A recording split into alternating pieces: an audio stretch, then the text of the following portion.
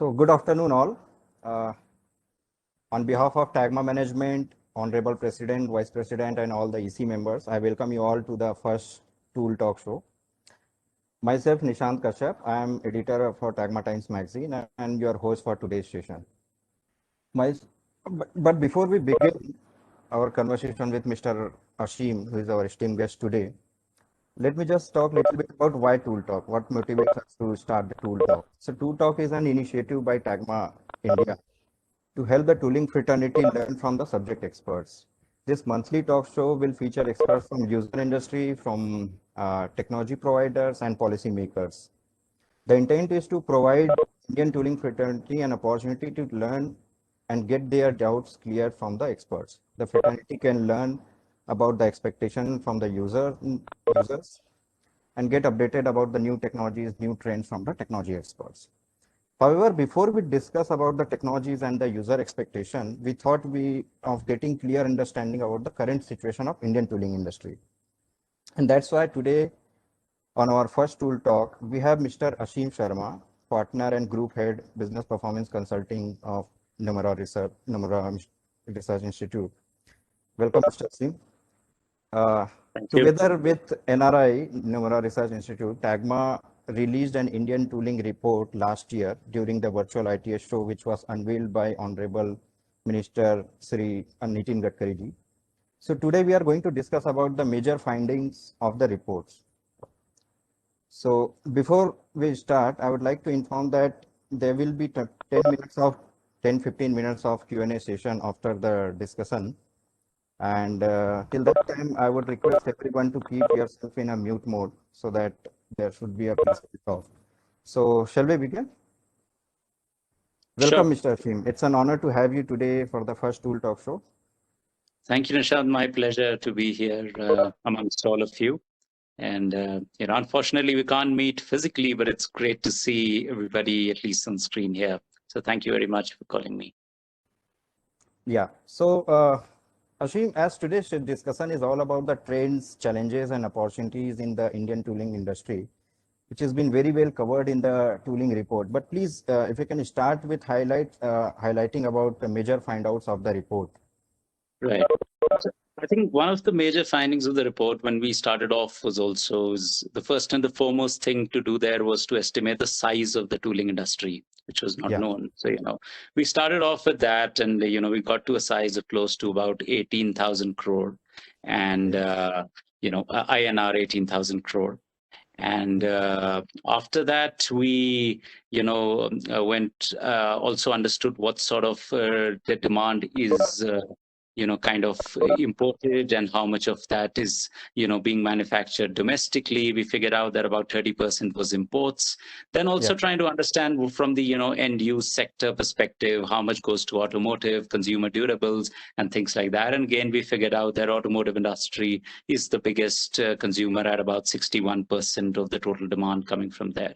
Then the study also deep dived into, what are the triggers for PV tooling demand, two-wheeler tooling demand. For example, in case of two-wheelers, it's a factor of, sheer volumes of this existing models as well as new model launches. In case of PVs, it's primarily when new models or facelifts are launched. So that kind of a thing came in. And also, how regulatory safety norms, etc., are also driving the requirements for tooling. After that, we also went into understanding, how is the tooling being sourced? So, whether OEMs have what is captive to certain OEMs, what is coming from outside, what sort of, capabilities are there within the country for which kind of components, etc. So all that was also covered in detail, right? And we also figured out that, what were some of the gaps that were there in the current Indian tooling sort of ecosystem that is there. And we figured out how investments in tooling infrastructure are needed, whether it's in the form of trial presses, higher 5-axis, 7-axis machines, hot runner systems, high-speed cutting tools, also on the perspective of softwares for tool design, program management, And also how to cater to overall project planning will further augment the capabilities. When I say project planning, I mean being able to oversee capacity planning, resource planning, raw material inventories, project financing, risk gauging. So those things were also touched upon. And how we can develop capabilities in high tensile material tooling, hot stamping, mold design, finishing. Even that was has been touched upon in the report. Yeah. Apart from that, I think it's also, looking at, from what have been the major demand side drivers, those have been touched upon, like shift to BS6 vehicles, what will happen when the shift to electric vehicles happens, and also on the supply side technology trends on how 3D printing will come in and, how it could be used more for prototypes and when it could also come into mainstream tooling. Also increase in use of aluminium, alternate composite materials, engineered plastics, those things have been touched upon.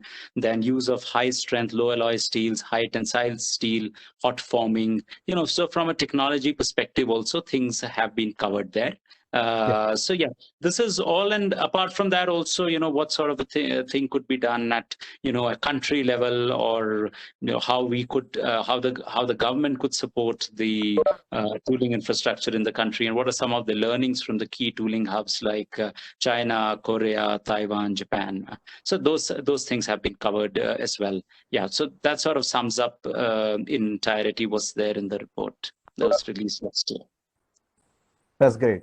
So, as you just mentioned, Ashim, that the Indian tooling industry's market size is about 18,000 crore, and 70% demand is being met domestically, but 30% is still, we are importing. So, what Indian tool makers can do to reduce these imports? What are the things, what are the measures they need to adopt to make the most of the Indian tooling demand? Right. So as we see, I think Indian tool makers are continuously making these efforts, both in terms of capacity and capability to bridge these gaps. Some focus areas to unlock this next level of tooling localization, so to say, could be investment in tooling infrastructure to solve tool room capacity constraints. So more specifically, I would say investments in trial presses, higher RPM 5-axis, 7-axis machines, hot runner systems, high-speed cutting tools. Then also, like the softwares, like I was just mentioning about, how to, for tool design and program management. Then also developing capabilities in high tensile material tooling, like hot stamping, mold design, finishing area.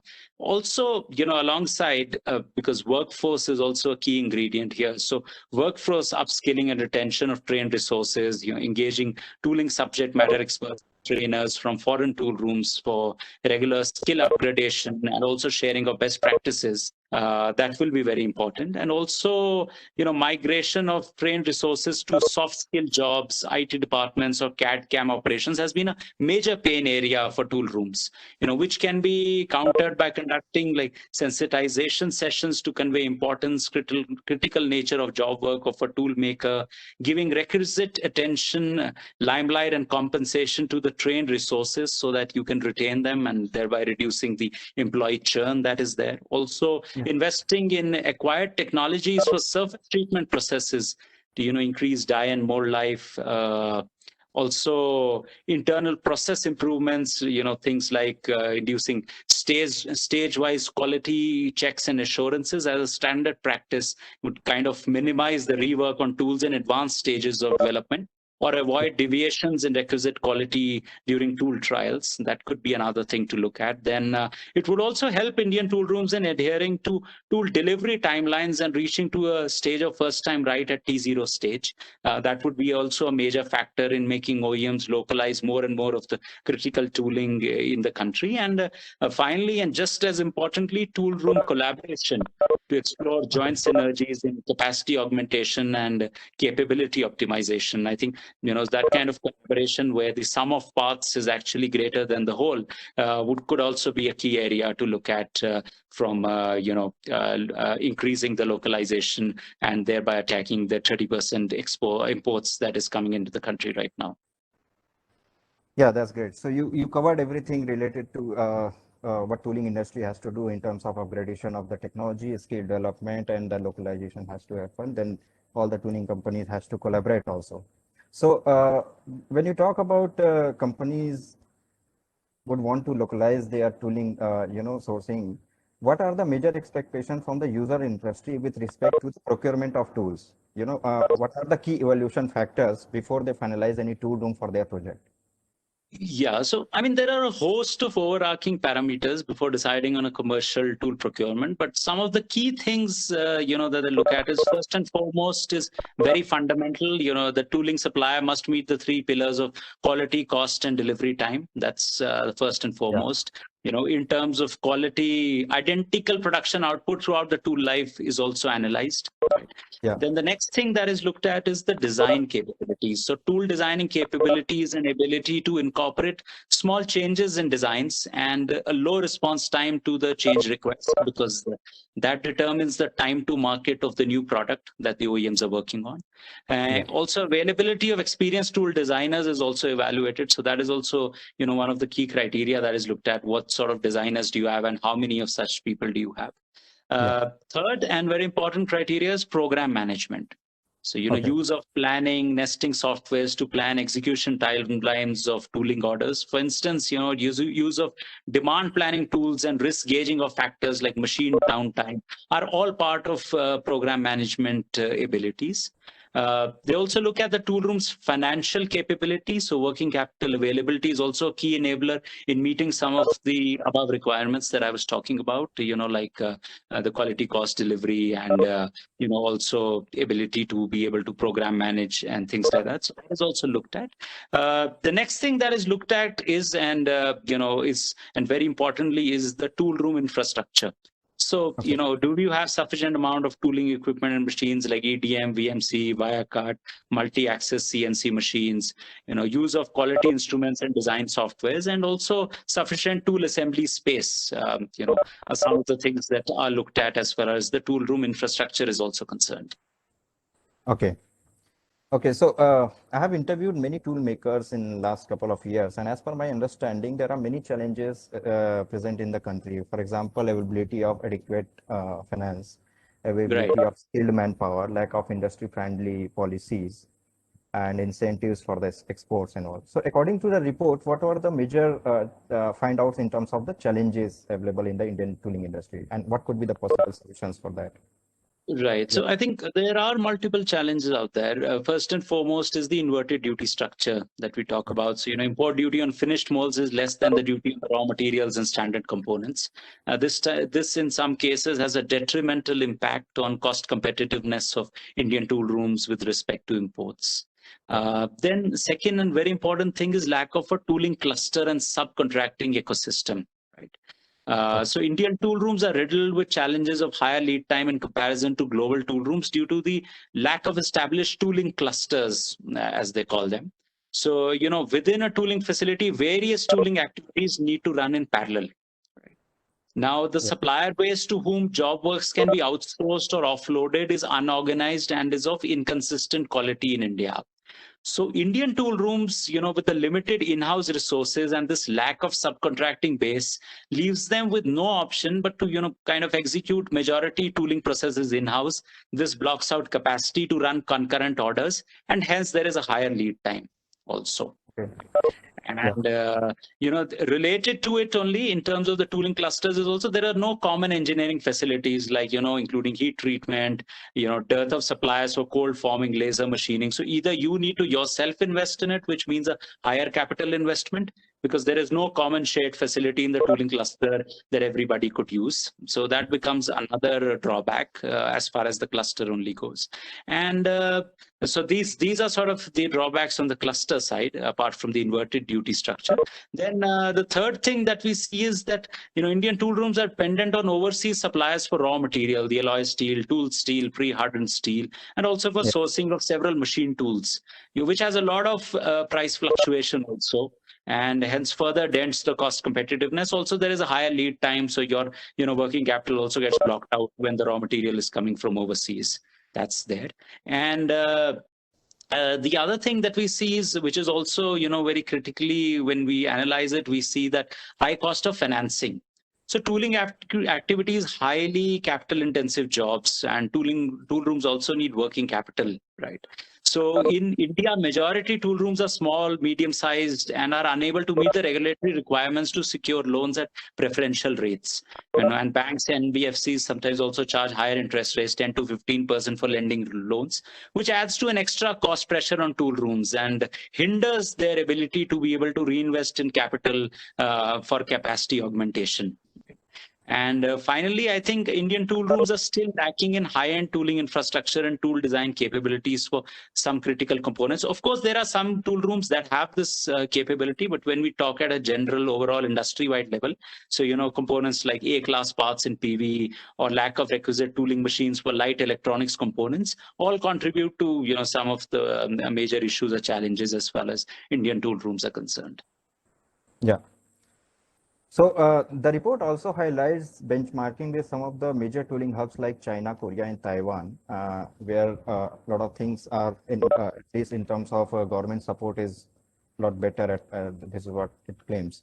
So can you please talk about some of the major difference factors among these countries versus India, and what are the policies and government support tool rooms in these countries enjoy that we do not have in India at the moment? Yeah, so I think very rightly you pointed out, Nishant. So it has come to our observation also during the report that, other countries receive, the tool rooms in other countries do receive a lot of help also from their governments in the form of either its tax exemptions, R&D infrastructure promotion, availability of subsidized land, workforce skilling initiatives, or setup of common facilities, to get that subcontracting base in place. In terms, if we talk more country specific, I think, if, for example, if we look at China, there are export incentives in case of China prevailing at both the municipal as well as the city levels. So there is tax support to small and medium scale tool rooms. Tool rooms are provided tax benefits by, charging lower than standard enterprise income tax rates prevalent for other businesses. So they get a preferential tax rate that way. The Chinese government also established a research center way back in 1966 that focuses on high-level scientific research and technology transfer in the field of die and mold. So, to get the upgradation of the industry out there.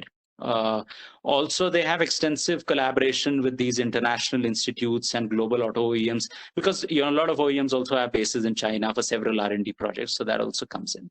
So that's on China. If we look at Korea, it's focused on low interest financing for SME manufacturing firms, which is in in the category in which many of the tool rooms also fall. So you get low cost loans available for technology acquisition, promotion of R&D, provision of also tax incentives and credits are given there. That are there.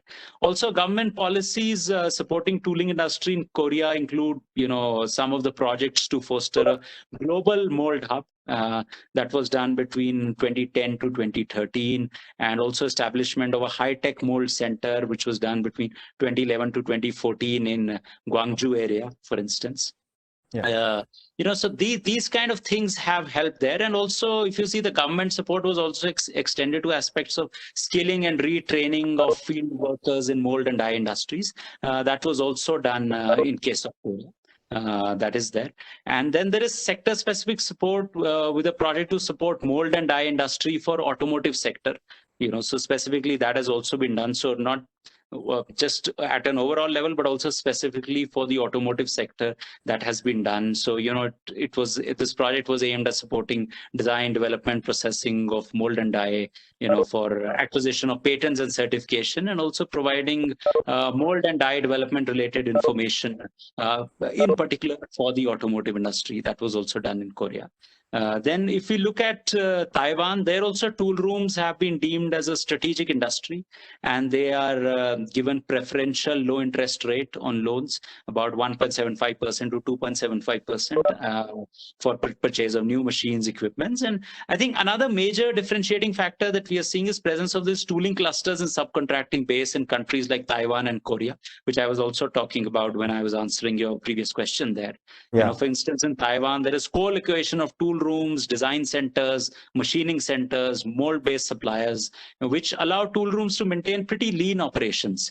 shorter lead time, and also specialize in a particular activity in the value chain. So we'll have tool rooms even with 7, 8, 10 employees there who are exporting a large part of what they do, and they've become extremely proficient in what part of the value chain. So I think development of these tooling clusters also goes a long way, in enabling even small tool rooms to execute large tooling orders collectively, through this job sharing, resource sharing. And even if some tool rooms have a capacity or capital constraint, they are very well able to specialize in a particular part of the value chain. And that's what's led to a very competitive industry development in Taiwan as well. Yeah, so those are sort of some of the main things, looking at China, Korea, and Taiwan. So it looks like cluster development is one of the common factor in these countries that has helped them become a tooling powerhouse. So right. Apart from loans and things like that. Definitely. So which is at the moment lacking in India. Yeah, which is completely lacking in India. Yeah. So sometimes what happens is that there are schemes in from the government, but it doesn't reach out to the concerned people. So what are the schemes and policies from the government in India to support the tool rooms, and is it really helping the Indian tool rooms at the moment? Right. So I think, tool rooms comes under this capital goods sector, and therefore there are some schemes that are diverted for this. So, for example, as a subsector of capital goods sector for die and molds, as of 2016, there is the capital goods policy, which has been formulated, which highlights, government's agenda of integrating major capital goods subsectors, dies, molds, press tools as priority sectors to be envisaged under the Make in India program that is there. Then Ministry of MSME has been actively engaged in implementation of 15 new tool rooms cum technology centers under the TCSP Technology Center System program, which ran from 2015 to 2020 and was jointly funded by World Bank and Government of India. So that was there. Earlier, we had it's like a common engineering facility center, which was set up at Chakan, Pune by DHIs. That was there. Then there is a scheme for enhancement of competitiveness of capital goods by adding a set of components, including technology, skills, capacity building, user promotional activities, green engineering, energy, advanced manufacturing, and cluster development. So that is there. It's called the Scheme on Enhancement of Competitiveness of Capital Goods. So it's for the complete capital goods sector, but tooling players can also take benefit of that. Apart from that, not directly from the government, but yeah, I think government with along with some ODA agencies like JICA, there was this training program on modular tools and dies, which was done with CPET Lucknow, JICA, and a tool maker from Japan, Tata Seiki, that was run on program for modular tools and dies that was run in CPET Lucknow. I think about from February 2019 to July 2019, and now it's become a course there, and more young students get trained on modular tools and dies as a result of that. Yeah, so those are some of the schemes that come to mind as far as the support from the government is concerned. Okay. That's great. So we are talking about tooling industry, and it cannot happen that we do not talk about the automotive, because that's the industry that is about 60 to 70% demand comes from for the tooling industry. So, but the report highlights a very interesting part, that is most of the major auto manufacturing countries have a strong domestic tooling industry, with India being an exception, as significant part of the tools for the automotive industry is still being imported in India. So what are the reasons for the same, and how to overcome with this situation? Yeah, so I think for certain of these critical tools, high aesthetic parts, users are still relying on imports. That's been the case right now. Also, higher lead time from tool planning process to tool delivery is another factor, which the end users or the OEMs evaluate the global tool rooms, because that significantly affects the time to market for the new vehicles. In terms of reaching the market. So some of the critical reasons for import dependency, could be looked at are limited capability in 2K, 3K molds, reflector tools, lighting molds, multi-cavity tools, 6410 types, parting line tools. So, the seam of the parting line being visible, which in aesthetic parts. So those are some of the things that, are getting imported. Again, when I'm talking about these, it doesn't mean that there's nobody in the country who can do it, but this is at an overall level in the industry. Also, low technology adoption in Indian tool rooms, for instance, lack of special machining equipments in optics for laser texturing reader for tail lamp, headlamp molds, lack of rapid cooling processes and certain surface treatment processes to improve tool life. Also, lack of series injection molding machines, increasing need of manual intervention because those machines are not there. That is there. Then there is, imports also include some of the engine casting tools, which is like high frequency castings, ball bearings, which nobody is kind of making in India. Then high aesthetic parts like bumper tools, IP, dashboard, fascia parts that require specific texturing and spoot finishing are mostly imported from overseas tool rooms.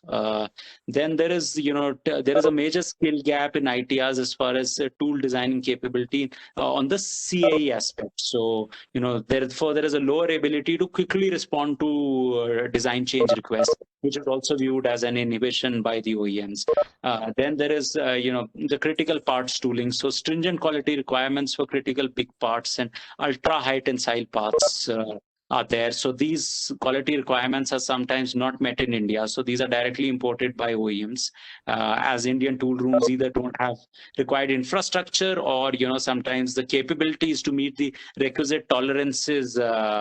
Example, body side panels, fenders, critical tools like LED lights, backlights. These are mostly imported. Yeah. Right. Okay. Then there's another constraint that we see is on, even if you have the capability at many places, the capacity is limited.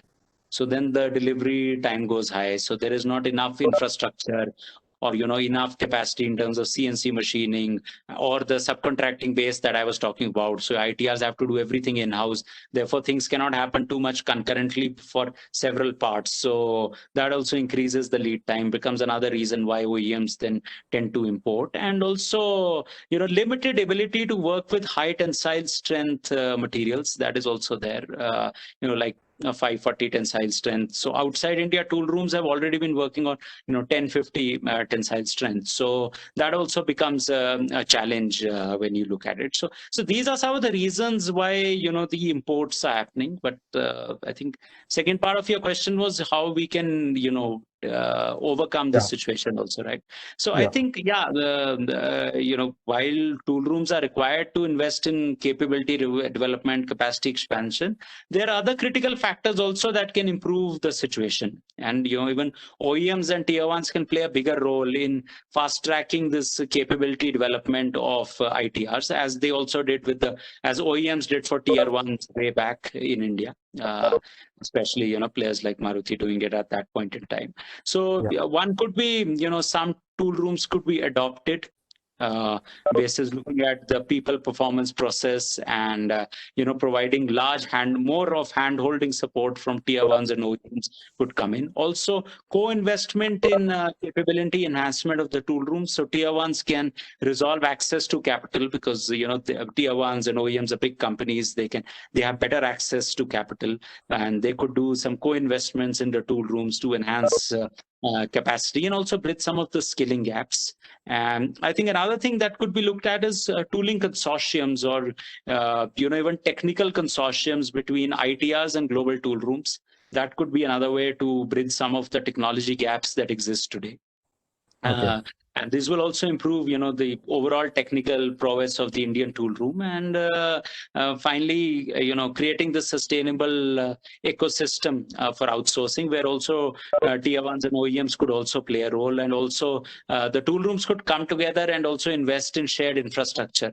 I think those could also go, a long way in being able to solve the issue of having limited capacity, because jointly people can set up higher capacity things which could be common facilities to use, like heat treatment, etc.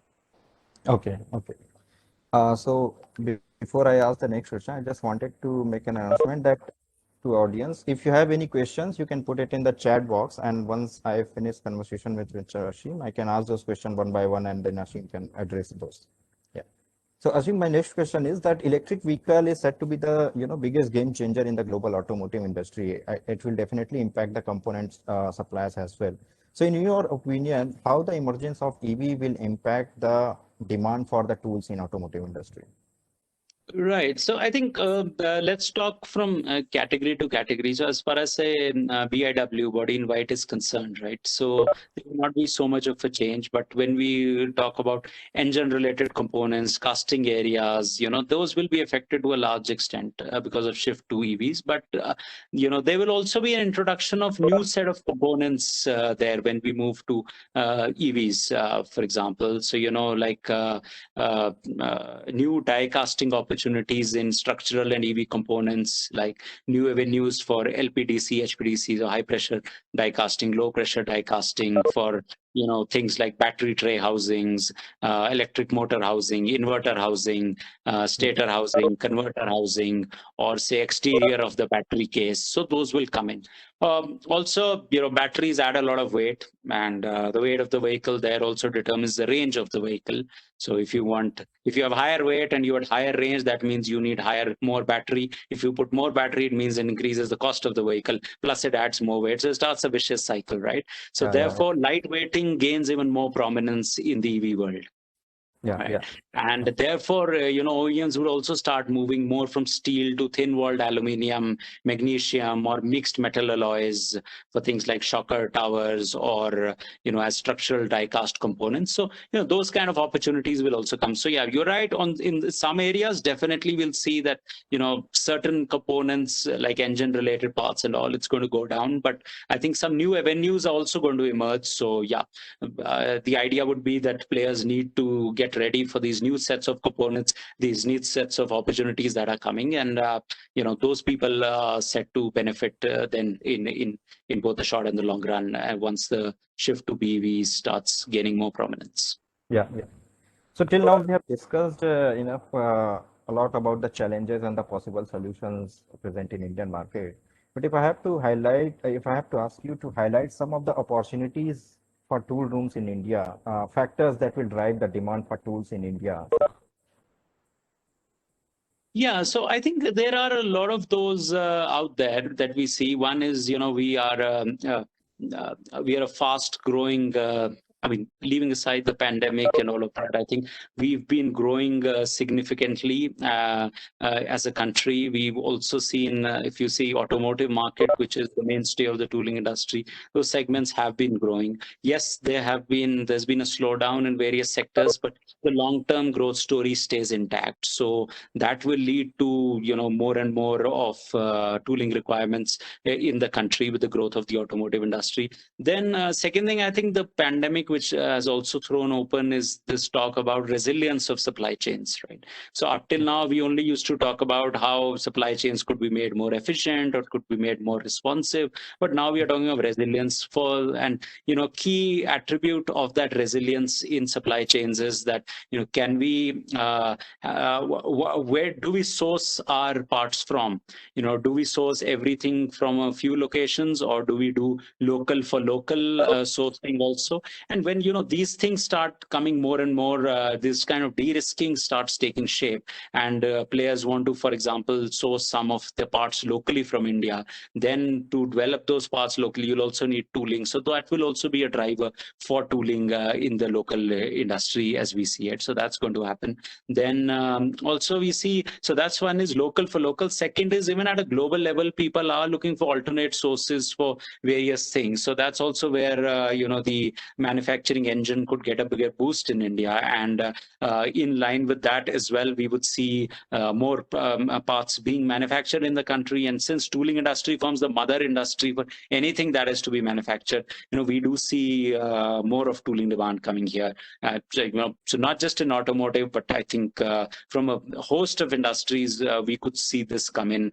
Say, for example, even medical devices, where even India as a country is now thinking of ramping up the healthcare infrastructure, given what we see happening today. Our Yeah, healthcare infrastructure is in shambles. So I yeah, think it's yeah. a wake-up call for the country. So even for medical devices, you need a lot of tooling. So that's going to be another driver also for tooling. So that way, we do see a host of factors that are going to contribute to the long-term growth of manufacturing, and tooling being the mother industry for manufacturing, hence also long-term growth of tooling in the country. That's great. So just a couple of more questions from my side before we jump for the audience Q&A.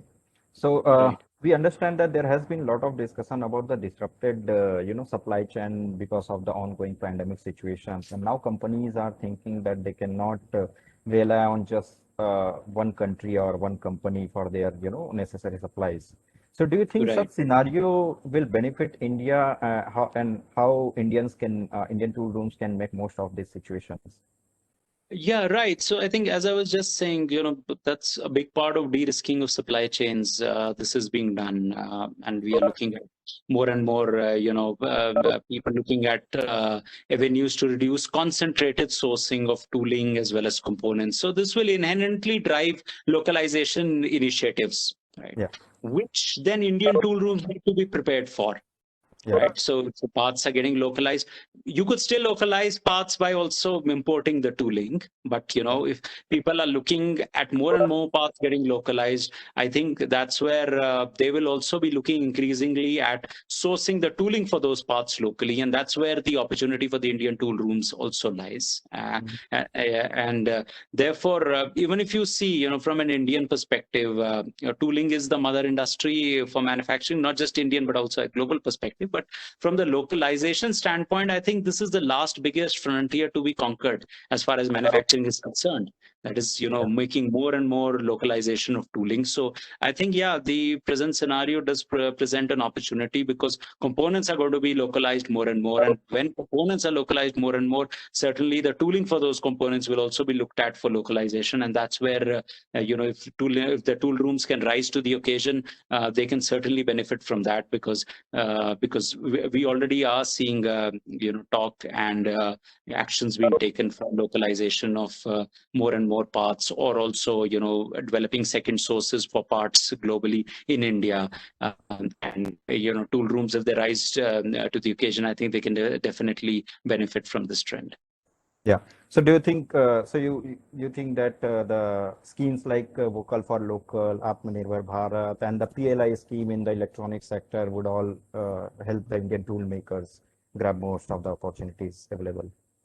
Yeah, I mean, what I'm saying is these things create a trigger for, say, localization of parts, or components, or any sort of products in India, right? Yeah, And since you need, when you localize them, you manufacture them here, you also need tooling for them. yeah, yeah, Right. So it indirectly does create a huge opportunity for tooling. And, I mean, more and more people have started talking about not just gross localization, but net localization, right? yeah. So that means, even at a component, sub-component level, also at a tooling level, can you get it locally? And if, I think those things will drive the demand for localization of tooling as well. Yeah, yeah. So apart from automotive, if I have to ask you to, list out few more sectors that are emerging and will demand a huge amount of tools in India. So what are those sectors apart from automotive? Right. So as I said, one is of course medical devices, where also a lot of tooling goes, at least for making the parts, etc. There. So that's going to be one. Then we also see, some amount of tooling requirement coming in from, say, the defense sector also. Yeah, Because there are also, that's also being covered aggressively in terms of yeah, localizing more and more things. So that's going to be another driver. Automotive, of course, stays along with the yeah, EV push and all of that that's happening. Then you could also see, with the gradual growth in the economy that would come back in some, sooner than later, we would also see, sectors like white goods, electronics, they also driving up the requirements for tooling. So I think, yeah, though the mainstay is expected that it would still be automotive, but I think these other sectors would also become prominent as we look into the future. yeah. So just last question from my side, Mr. Ashim. Spent good amount of time in researching about the Indian tool rooms, and you have come up with the entire report. So after conducting the study on Indian and global tooling industry, what are your, if I have to ask you, five suggestions to Indian tool makers? Yeah, sure. So I'll tell you. So, five suggestions to, I think, Indian tool makers from my side would be, one, first and foremost, I think, is that, human capital is most important. Yeah, So, actions must be taken to ensure that we can retain the resources that we have, especially the critical resources on whom we spent a lot of time training, etc. So that I think is first and foremost most important. Second, I think is we are stronger together is what I would say, which it means that, if we are able to form sort of consortiums or, sort of some even loose alliances together, whereby we complement each other's strength. Somebody may be very strong in one part of the value chain, another person may be very strong in the other part of the value chain. Then I think, together we would be much stronger, because as individuals, probably none of the tool rooms have enough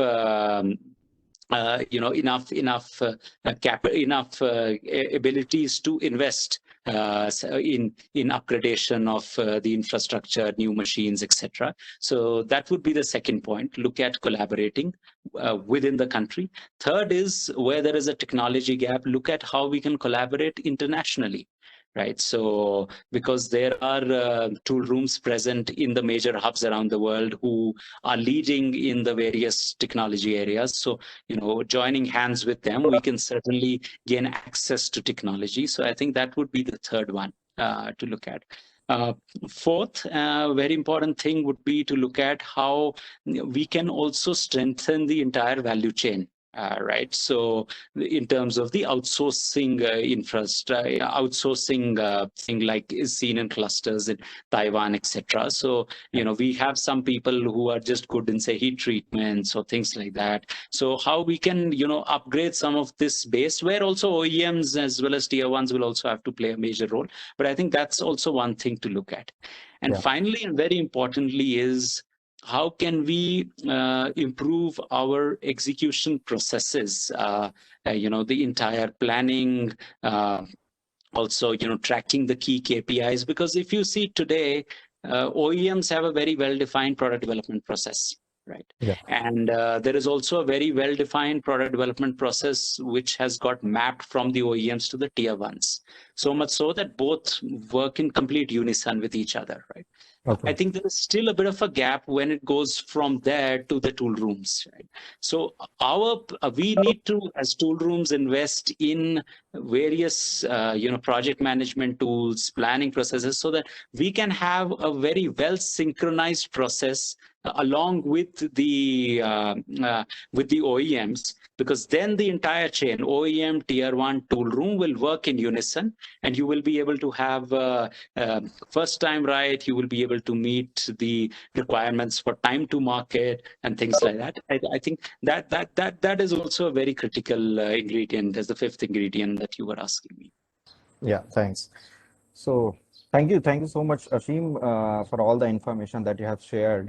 It was very insightful, and I'm sure all the attendees are also now more aware about the Indian tooling industry. That's it from my side. Now the floor is open for the question. One second, I'll just take those questions one by one if I have.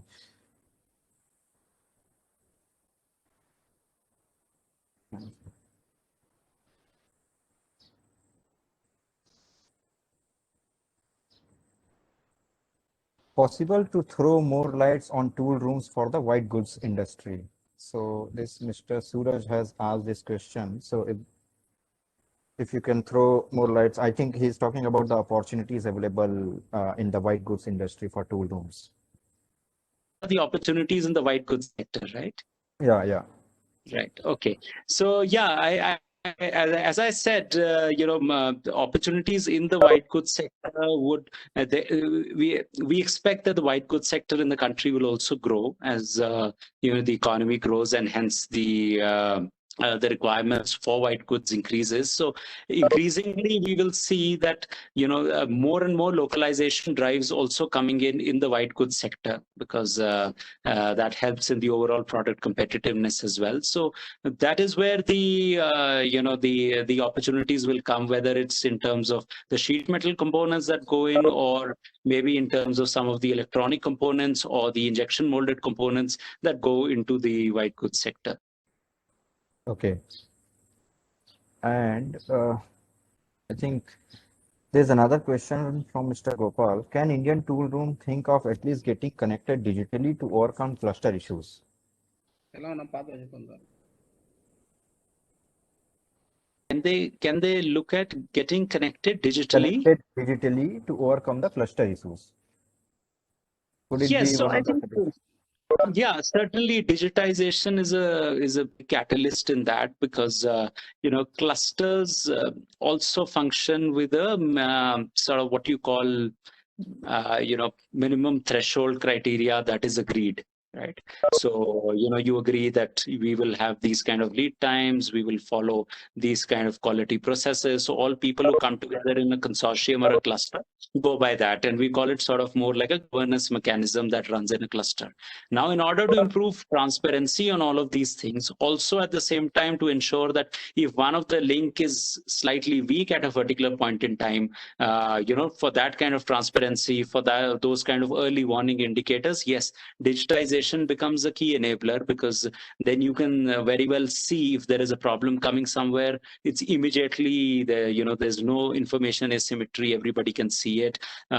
People can also see, if there is excess capacity somewhere which can be utilized, or if there is some deviation happening somewhere that can come in. So yeah, I think digitization is the backbone for sort of efficiency improvement, not just in clusters but also in individual tool rooms. So certainly, as has been seen across the manufacturing industry, digitization could play a big role in that too. Yeah. Yeah.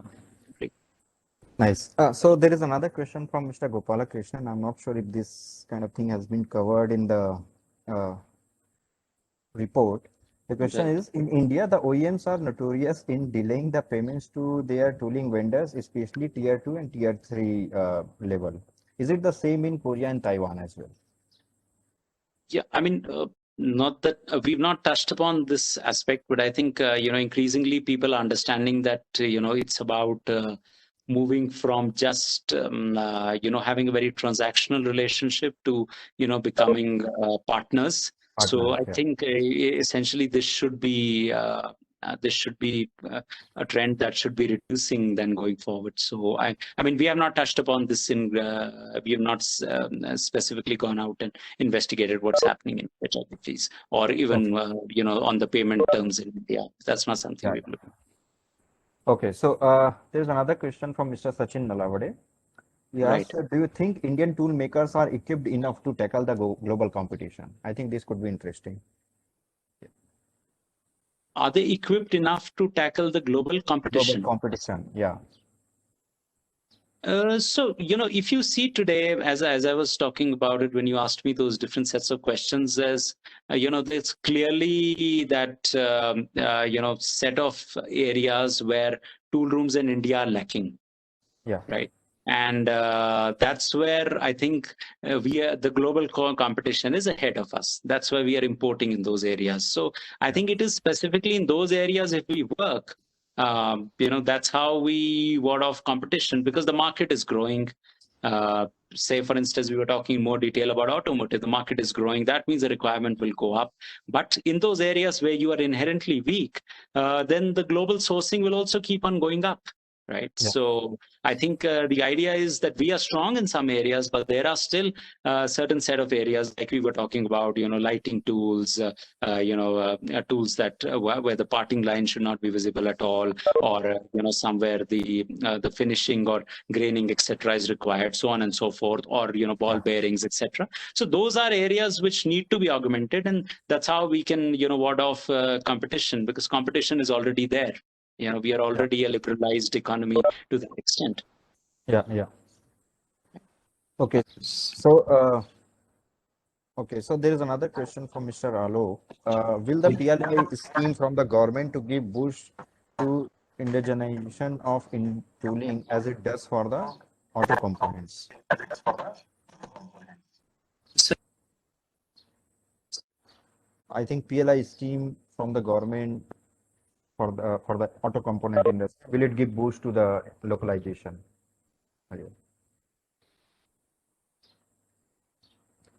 Yeah. yes. Yeah. Okay, perfect. Sure. Yes.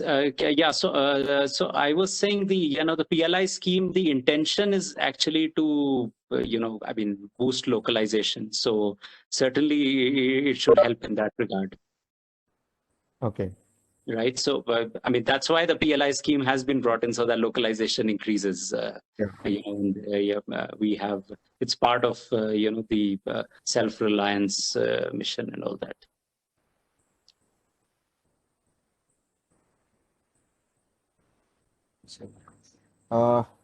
There is another question from Mr. Mohit Modi. Do you see any scope for component manufacturer by metal 3D printing in auto industry? So opportunities for the additive manufacturing in auto industry to set up base here in India. Yeah, I think it's already being explored. The additive manufacturing, so the 3D printing and all that, especially also for prototyping.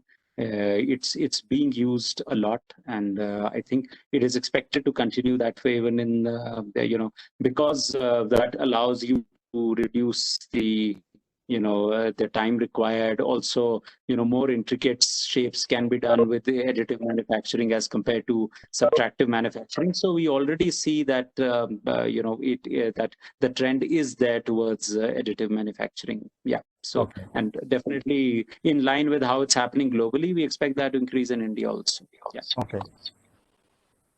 We'll take few more questions. There is another question on Chinese labor is more cheaper, rather more expensive than Indian labors. But then how come the dyes and molds are cheaper than India in China? Yeah, I mean, we've not done such a deep dive into China, but what I can say is that it's also a function of scale. So that's one. Then, it's also, so that's there. The second is, there is this, and the scale doesn't mean just that they are only very large tool makers, but it's also the small tool makers with the use of an outsourcing ecosystem are able to do that. So you are specializing in one part of the value chain where you get a lot of scale. So, you get the economies of scale there and somebody else gets another part of the value chain. So that all adds up to, improving the cost competitiveness of the Chinese tool makers. Yeah. And plus also, things like I was talking about tax breaks, preferential interest rates and those also add up to some extent, definitely. Yeah. And then there is another question from Mr. George Joseph. What is your opinion on the increase in Korean and Chinese tool rooms setting up shop here in India?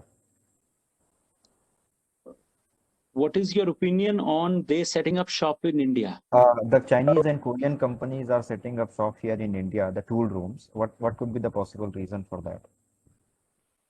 Yeah, the possible reason is I think it's would be more coming from the customers that so one thing we know is if there is a tool room in an overseas location, the lead time for design changes could sometimes go up. Also, that kind of co-working is limited, right?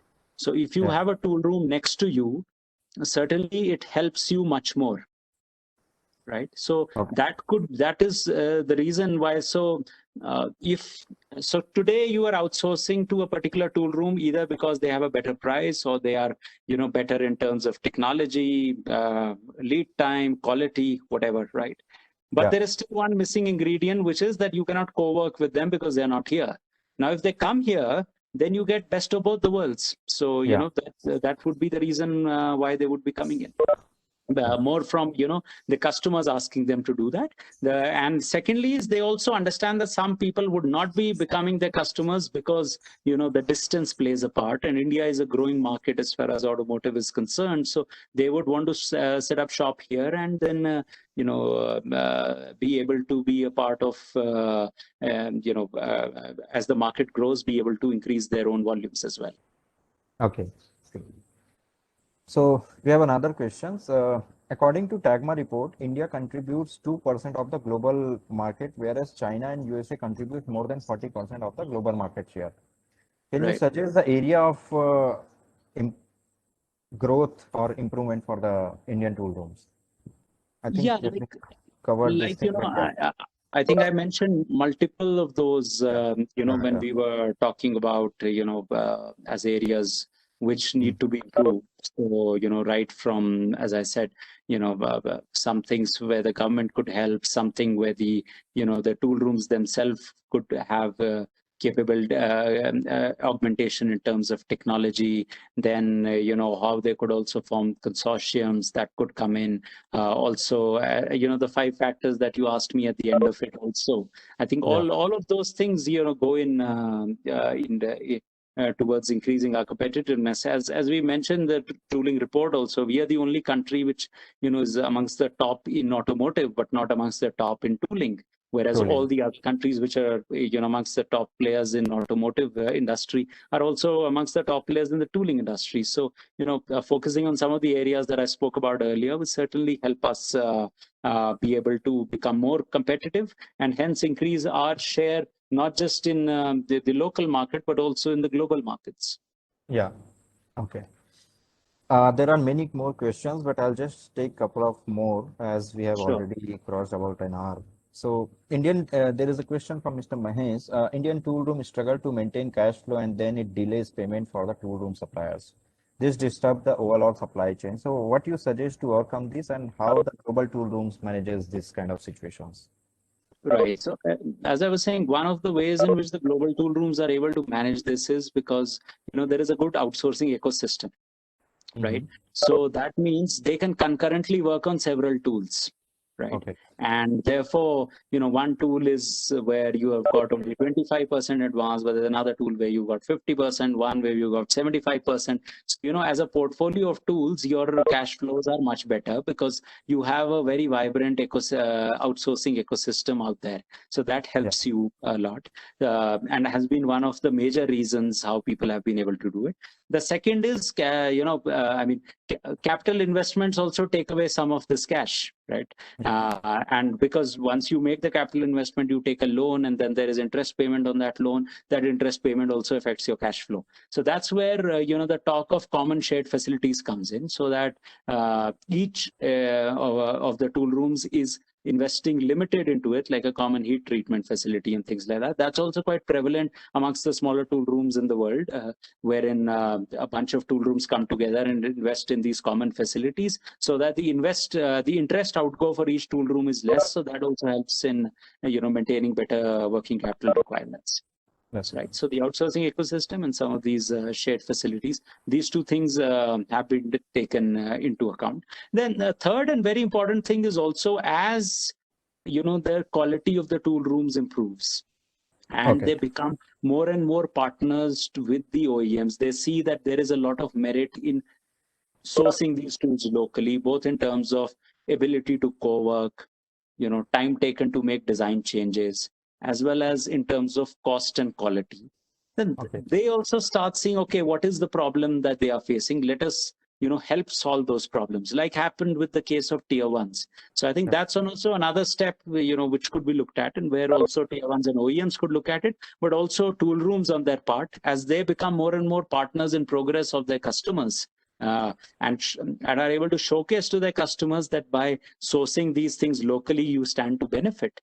Or in terms of quality, cost, delivery, all of that, then certainly they will also probably, help ease out some of these working capital issues that are there. So, so I think those are some factors that could be looked at for easing of the working capital issues. What is the expected tooling market size in the next 5 years? Right. So I think it's a little bit difficult to say that with extreme certainty right now. What we've done in the report, as you've seen, is we estimated the current market size that was at about 18,000 crores. Because there has been a lot of, over the last 1 year, there has been a lot of talk about how our, the GDP growth rates and whether it's going to be a W, a Y, a V, or whatever. So I think it's a little bit difficult to say it with precision right now. But overall, I think we should be, they're definitely looking at sort of steady growth coming in even in the future. Okay. But but it's difficult for me to give a number on the exact market size right now. But can we expect about double-digit growth in coming 5 years? Yes, I think, yeah, that should more or less be possible. I would say at least, at least entering double digits. Yes, that should be possible. I think there are a few more questions. Sure. Just last question I'll ask.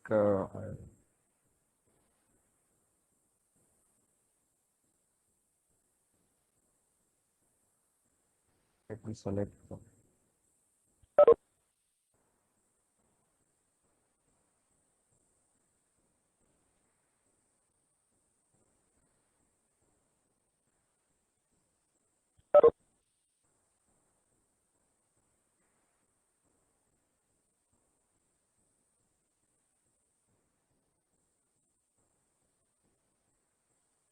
There is a question on the technology side.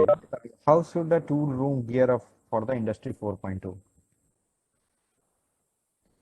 Right. So I think definitely for Industry 4.0, and we also once made a roadmap for how most of the small and medium enterprises could embrace that. So I think it starts with we starting to have our machines getting interconnected and getting kind of digitization first done within our factory setups, and then we can look at from there to how to make it from there to say also a set of factories between us and the OEMs, us and the tier ones that could come in. So I think clearly it has to start with the first step has to be digitization of within our shop floors itself, interconnecting all those machines, getting all the data that is captured in a digital format, and then we are able to, because it's captured in a digital format, then you can also do analysis on it, analytics on it, and that being used to bring about improvements in terms of productivity and in terms of also various parameters like energy consumption, so on and so forth. So I think the first step to take for all tool makers would be to get the interconnection of the machines that they're using there. That would be the first step. And then once this is done, then the subsequent steps can also be taken. That way, that would sort of be a part of, sort of a plan for being ready for Industry 4.0. Okay. So I think it looks like we are running out of time, and I'm sorry we have to close this session now. But if you still have some questions, as I can see, there are a few more questions are there. But please do write to TAGMA, and we'll get back to you with Mr. Asim's comment on that. And I think today all of us have learned something new today. And thank you so much, Mr. Asim, for that. And it was great having you here today. For more details about the Indian tooling industry, you may get a copy of Indian tooling report, and for that, maybe you can write to TAGMA. Thank you all for joining. I hope you all enjoyed the session, and thank you so much, Ashim, for your precious time and sharing the insights. And Thank you very much, Nishant. Thank you. thanks. Before I close this session, I have a small request to make. This is we are all facing this pandemic, and this is a very challenging time. So please take utmost precautions, take care of your family, colleague, friends, and stay safe. Thank you so much, everyone. See you at the next tool talk. Please wait for the updates from TAC. We'll get back to you with the new tool talk sessions. Thank you so much. Thanks. Thank you. Thanks.